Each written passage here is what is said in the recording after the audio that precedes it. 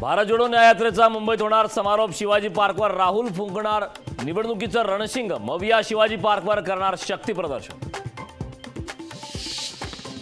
उद्योगपतींचं 16 लाख कोटी रुपयांचं कर्ज मोदींनी माफ केलं। मनरेगाचं 24 वर्षाचं बजेट 22 जणांवर खर्च केलं।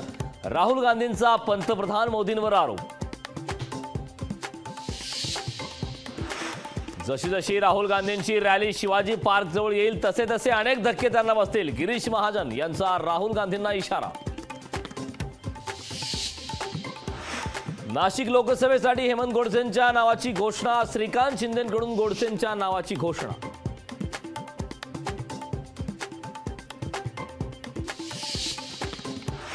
राहुल गांधी नंदुरबारमध्ये येताच काँग्रेसला मोठा धक्का। नंदुरबारचे माजी पालकमंत्री पद्माकर बळवी भाजपच्या वाटेवर। उद्या बावनकुळेंच्या उपस्थितीत होणार पक्षप्रवेश।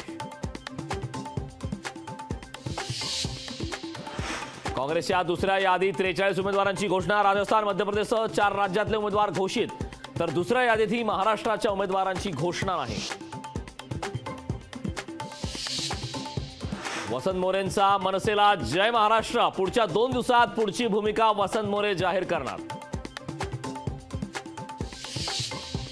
अमरावतीच्या खासदार नवनीत राणा फ्रॉड। जात प्रमाणपत्रावरून प्रकाश आंबेडकरांचा नवनीत राणांवर निशाणा। विरोधानंतरही भाजप 32-12-4च्या जागा वाटपाच्या फॉर्म्युल्यावर ठाम। महायुतीच्या आश्चर्यचकित करणाऱ्या उमेदवारी यादीची उत्सुकता वाढली।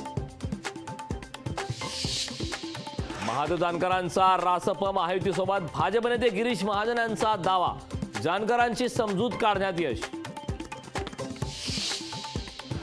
स्टेट बँकेने निवडणूक रोख्यांची माहिती निवडणूक आयोगाला पाठवल्याची माहिती। कोर्टाने दिलेली मुदत स्टेट बँकेने पाळली।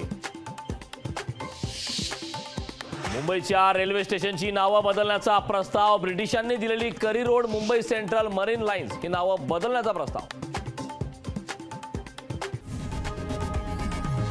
लोकशाही मराठी ऐका, पहा, जागरूक रहा।